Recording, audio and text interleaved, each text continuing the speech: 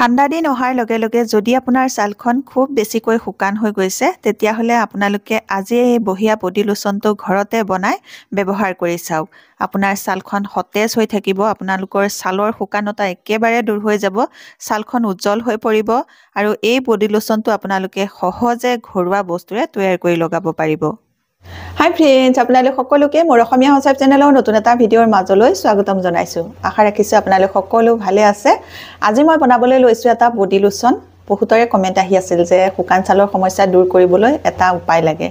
আজি মই নিজৰ কাৰণে এটা বডি লোচন বনাবলৈ ওলাইছোঁ। ভাবিছোঁ আপোনালোকৰ লগতো এই বডি লোচনটো মই কেনেকৈ বনাওঁ সেইটো শ্বেয়াৰ কৰোঁ। ঠাণ্ডা দিনত আমাৰ সকলোৰে ছালখন খুব বেছিকৈ ড্ৰাই হৈ থাকে, নহয়নে বাৰু? এই বডি লোচনটো যদি আপোনালোকে মাত্ৰ এবাৰ দিনটোত লগাই গোটেই দিনটোৰ কাৰণে আপোনালোকৰ ছালখন সতেজ হৈ থাকিব, হাইড্ৰেট হৈ থাকিব, আপোনালোকৰ ছালখন শুকাই নাযায় আৰু আপোনালোকৰ ছালখন নাফাটিব। ঠাণ্ডাৰ দিনকেইটাত আপোনালোকে এই বডি লোচনটো ব্যৱহাৰ কৰিব। আপোনালোকে বজাৰৰ পৰা বডি লোচন কিনাৰ কোনো প্ৰয়োজন নহ'ব। সাধাৰণতে বজাৰৰ যিবোৰ বডি লোচন আমি ব্যৱহাৰ কৰি থাকোঁ সেই বডি লোচনবোৰ লগোৱাৰ অলপ সময় পাছতে আমাৰ ছালখন আকৌ ড্ৰাই হ'বলৈ আৰম্ভ কৰে। আপোনালোকে আজি মই দেখুওৱা এই বডি লোচনটো যদি বনাই ব্যৱহাৰ কৰে তেতিয়াহ'লে আপোনালোকৰ ছালখন গোটেই ঠাণ্ডা দিনকেইটাত সতেজ হৈ থাকিব, উজ্জ্বল হৈ থাকিব আৰু আপোনালোকৰ ছালৰ শুকানতা একেবাৰে দূৰ হৈ যাব। এতিয়া এই বডি লোচনটো বনাই দেখুৱাম কেইটামান ঘৰুৱা বস্তুৰে। আৰু বনাই দেখুৱাৰ আগতে আপোনালোকলৈ এটা ৰিকুৱেষ্ট আছিলে, আপোনালোকে যদি মোৰ এই ভিডিঅ'টো ভাল পায় ভিডিঅ'টোত এটা লাইক কৰি দিব। মোৰ চেনেলটো এতিয়ালৈকে যদি আপোনালোকে ছাবস্ক্ৰাইব কৰি লোৱাই নাই তেতিয়াহ'লে সোনকালে ছাবস্ক্ৰাইব কৰি ল'ব আৰু ওচৰতে থকা বেল আইকনটো আপোনালোকে প্ৰেছ কৰি দিব। তেতিয়া মোৰ আহিবলগীয়া সকলোবোৰ ভিডিঅ' নটিফিকেশ্যন আপোনালোকলৈ সোনকালে যাব আৰু সোনকালে মোৰ ভিডিঅ'বোৰ আপোনালোকে চাবলৈ পাব। তে বনাওঁ বলক উইণ্টাৰ স্পেচিয়েল বডি লোচন বহুত বেছি শুকান ছালৰ বাবে। এতিয়া বনাবলৈ লৈছোঁ খুব বেছি ড্ৰাই স্কিনৰ বাবে খুব বঢ়িয়া এটা ঘৰুৱা বডি লোচন আৰু তাৰ কাৰণে মই লৈছোঁ এয়া নাৰিকল তেল। আৰু এতিয়া ঠাণ্ডা দিন যিহেতু নাৰিকল তেলটো ভালকৈ গলাই নাই। নাৰিকল তেলে আমাৰ ছালখন নিমজ কৰি ৰাখিবলৈ আৰু ডেমেজ স্কিনখন ৰিপেয়াৰ কৰিবলৈ বহুত বেছিকৈ সহায় কৰে। নাৰিকল তেল আমাৰ ছালৰ কাৰণে বহুত বেছি ভাল হয় আৰু সেইকাৰণে মই নাৰিকল তেল 2 চামুচৰ জোখাৰে লৈছোঁ আৰু এই বডি লোচনটো মই মাত্ৰ এসপ্তাহৰ কাৰণে বনাইছোঁ, সেইকাৰণে ইয়াৰ পৰিমাণবোৰ মই কমাই লৈছোঁ। যদি আপোনালোকে 15 দিনৰ কাৰণে বনাই ৰাখিম বুলি ভাবে তেতিয়াহ'লে ইয়াৰ পৰিমাণটো আপোনালোকে ডাবল ল'ব লাগিব। আৰু ইয়াৰ পাছত মই ইয়াৰ লগতে মিক্স কৰিম অকণমান এল'ভেৰা জেল। এল'ভেৰা জেলটো মই 1.5 চামুচৰ জোখাৰে লৈছোঁ। নাৰিকল তেলখিনিৰ লগত এল'ভেৰা জেলটো এতিয়া মই খুব ভালকৈ মিক্স কৰি ল'ম। এল'ভেৰা জেলত 95% পানী থাকে, সেইকাৰণে এল'ভেৰা জেল আমাৰ স্কিনত লগালে আমাৰ স্কিনখন ভিতৰৰ পৰা হাইড্ৰেট কৰিবলৈ সহায় কৰে। আৰু এল'ভেৰা জেলটো ভালকৈ মিক্স কৰি লোৱাৰ পাছত এইখিনি দেখিছেনে খুব ধুনীয়া এটা ক্ৰিমি টেক্সচাৰ আহি যাব। আপোনালোকে 2-3 মিনিটমান ভালকৈ মিক্স কৰিব লাগিব নাৰিকল তেলৰ লগত, তেতিয়া এনেকুৱা ক্ৰিমি টেক্সচাৰ আহি যাব। আৰু ইয়াৰ পাছত ইয়াৰ লগতে মই মিক্স কৰিম 1/2 চামুচৰ জোখাৰে গ্লিচাৰিন। গ্লিচাৰিনে একেবাৰে শুকাই থকা ছালখনো সতেজ কৰি তুলিব পাৰে। গ্লিচাৰিন আপোনালোকে ঠাণ্ডা দিনত সদায় ব্যৱহাৰ কৰিবই আৰু কেনেকৈ ব্যৱহাৰ কৰিব এইটো মই দেখুৱাই আছোঁ আপোনালোকক। আৰু ইয়াৰ পাছত আনিছোঁ মই এইটো কেষ্টৰ অইল আৰু কেষ্টৰ অইলটো অকণমান ডাঠ হয় বাবে যিকোনো বস্তুৰ লগত মিলাইহে কেষ্টৰ অইল ঘঁহিব লাগে।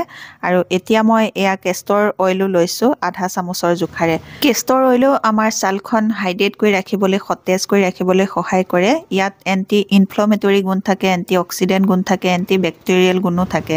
যদি আমাৰ শৰীৰৰ কোনো ঠাইত বিষ অনুভৱ হয় সেই ঠাইত যদি এই কেষ্টৰ অইলটো অকণমান লগাই মাছাজ কৰি দিয়ে তেতিয়াহ'লে সেই বিষৰ পৰা পৰিত্ৰাণ পাব পাৰি। এতিয়া মই আনিছোঁ অকণমান ভেচলিন। ভেচলিনটোৱে আমাৰ ছালখন আৰু বেছি সতেজ কৰি ৰাখিবলৈ সহায় কৰে, সেইকাৰণে ইয়াৰ লগত মই অকণমান ভেচলিনো মিক্স কৰি দিম। যদি বেছি শুকান ছাল হয় তেতিয়াহ'লে আজিৰ এই বডি লোচনটো বহুত বঢ়িয়া হ'ব আপোনালোকৰ বাবে। আপোনালোকে ব্যৱহাৰ কৰি চাবচোন, বহুত ভাল ৰিজাল্ট পাব। এয়া দেখিছেনে কিমান সুন্দৰ হৈছে গোটেইখিনি বস্তু মিক্স কৰি লোৱাৰ পাছত। আৰু এতিয়া মই ইয়াতে মিক্স কৰিম ভিটামিন ই কেপচুলৰ অইলটো আৰু মই ইয়াতে 2টা ভিটামিন ই কেপচুলৰ অইলটো মিক্স কৰিম। ভিটামিন ই কেপচুলৰ অইলটো আমাৰ ছালখন খুব বেছিকৈ মইশ্চাৰাইজ কৰি ৰাখিব পাৰে, হাইড্ৰেট কৰি ৰাখিব পাৰে। আৰু এতিয়া মই ভিটামিন ই কেপচুলটো ইয়াৰ লগতে খুব ভালকৈ মিক্স কৰি ল'লোঁ। গোটেইকেইবিধ বস্তু মিক্স কৰি লোৱাৰ পাছত এতিয়া তৈয়াৰ হৈ গ'ল খুব বেছি শুকান ছালৰ বাবে খুব বঢ়িয়া এটা বডি লোচন। আৰু যিটো বডি লোচন আপোনালোকে আপোনালোকৰ গোটেই শৰীৰতে লগাব পাৰিব। আপোনালোকে হাতে ভৰিয়ে ডিঙিয়ে পিঠিয়ে সকলোতে এই বডি লোচনটো লগাই আপোনালোকৰ ছালখন ঠাণ্ডা দিনত সতেজ কৰি ৰাখিব পাৰিব। আৰু এতিয়া মই এইটো এটা কণ্টেইনাৰত ভৰাই পেলাই থৈ দিম।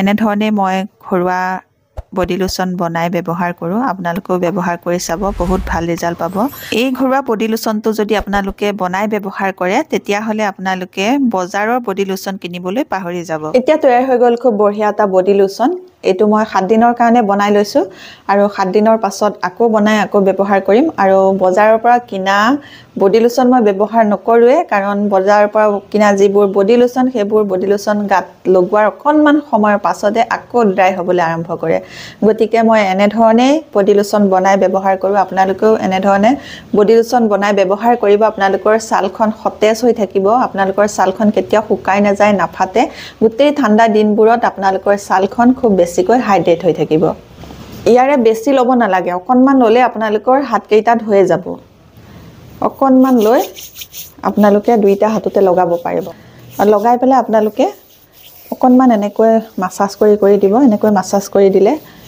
বডি লোচনটো আপোনালোকৰ স্কিনত এবজৰ্ব হৈ যাব আৰু গোটেই দিনটোৰ কাৰণে আপোনালোকৰ ছালখন সতেজ হৈ থাকিব হাইড্ৰেট হৈ থাকিব আৰু দুবাৰ আপোনালোকৰ বডি লোচন লগোৱাৰ প্ৰয়োজন নাই আৰু হাতে ভৰিয়ে পিঠিয়ে গোটেই গাতে আপোনালোকে লগাব পাৰিব আৰু ইচ্ছা কৰিলে আপোনালোকৰ মুখখন যদি খুব বেছিকৈ শুকান হৈ থাকে তেতিয়াহ'লে আপোনালোকে মুখতো লগাব পাৰে যদি আপোনালোকে মুখত লগায় তেতিয়াহ'লে আপোনালোকে ৰাতি খোৱাৰ আগত লগাব আৰু দিনৰ ভাগত আপোনালোকে এই বডি লোচনটো মুখত নলগাব দিনত আপোনালোকে ঘৰৰ পৰা বাহিৰলৈ ওলাই গ'লে সদায় ছানস্ক্ৰীন লগাই ওলাব তেতিয়া আপোনালোকৰ ছালখন ক'লা নপৰিব আজিৰ এই ভিডিঅ'টোত বহুত বেছি শুকান ছালৰ বাবে মই এটা খুব বঢ়িয়া বডি লোচন বনাই দেখুৱালোঁ আপোনালোকে নিশ্চয় বডি লোচনটো ভাল পাইছে যদি ভাল পাইছে তেতিয়াহ'লে মোৰ ভিডিঅ'টোত এটা লাইক কৰি মোৰ চেনেলটো সাবস্ক্ৰাইব কৰি আপোনালোকৰ ফ্ৰেণ্ডৰ লগতো এই ভিডিঅ'টো শ্বেয়াৰ কৰি দিব নতুন এটা ভিডিঅ'ৰ সৈতে নতুন বেলেগ টিপছৰ সৈতে আপোনালোকৰ মাজলৈ আকৌ আহি আছো তেতিয়ালৈকে নমস্কাৰ আজিলৈ আহোঁ